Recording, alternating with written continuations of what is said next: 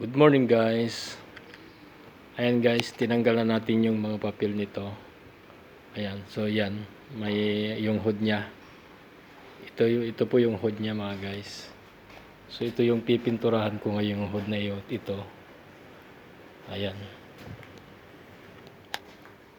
Ito ipapasok ko yan sa oven. Tapos ito yung sa may ilaw. Ayan, ito yung dalawa na yan. Pagkatapos niyan ay tapos na siya.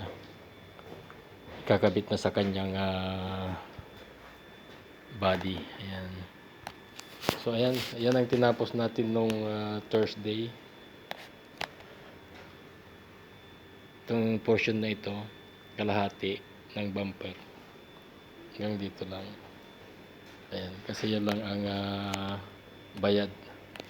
Ayan. Tapos itong isang pinder lang.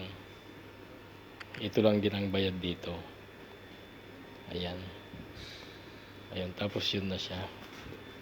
Ayan.